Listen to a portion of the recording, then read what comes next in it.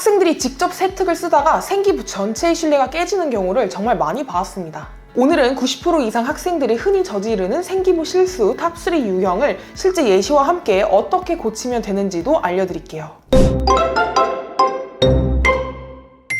생기부를 어떻게 써야 잘 썼다라는 평가를 받을 수 있을까요? 학생들도 학부모님들도 정말 많이 묻는 질문입니다.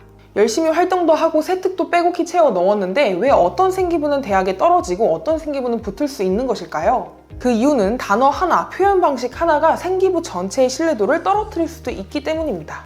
영상을 본격적으로 시작하기에 앞서 짧게만 제 소개를 드리면 저는 대치동 입시연구소 축체아베듀를 운영하고 있는 대표 정설쌤이라고 하고요. 지금까지 상위권 학생들을 이렇게 배출을 해왔습니다.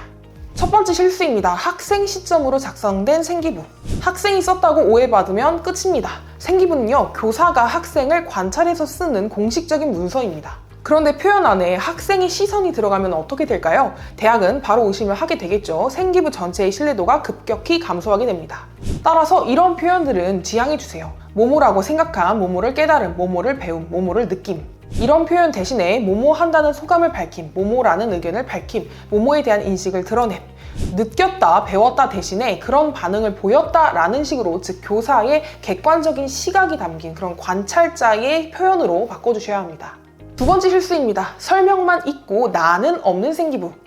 이런 생기부는 아는 건 많은데 결국에 한 건 없는 학생처럼 보일 수 있습니다. 여러분, 세특은 설명 보고서가 아닙니다. 성장 보고서입니다. 이게 어떤 말이냐면, 예를 들어 이런 세특 정말 많이 보셨을 거예요.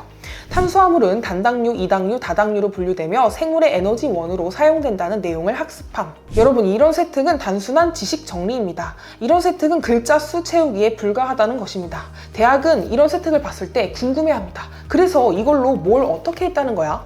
반면에 좋은 예시는 이렇습니다. 탄수화물 구조 차이에 흥미를 느껴 단당류와 다당류의 소화 속도 차이를 비교 분석하는 실험을 하고 결과를 해석함.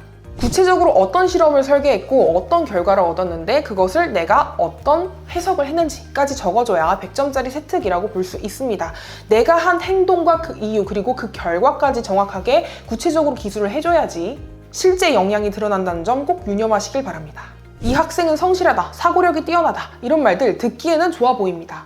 하지만 대학에서 또 궁금해하는 거는 이거예요. 그래서 그걸 어떻게 보여줬다는 건데, 그 역량을 어떻게 보여줬는지를 궁금해하는 거죠.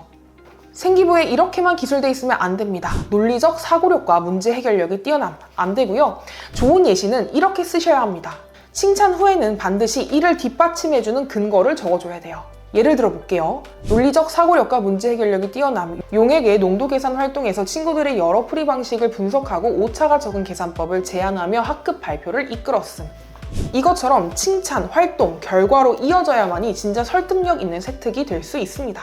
여러분, 단순히 많은 활동을 했다고 해서 생기부가 강해지는 것은 아닙니다. 왜 그 활동을 했고 무엇을 느꼈고 어떻게 성장했는지 학생만의 서사가 담겨야지만이 대학은 그 학생을 경쟁력 있다고 판단하고 뽑게 되는 것입니다. 오늘은 대표적인 생기부 실수 탑3에 대해서 알아보고 개선 방안까지 알아보았습니다.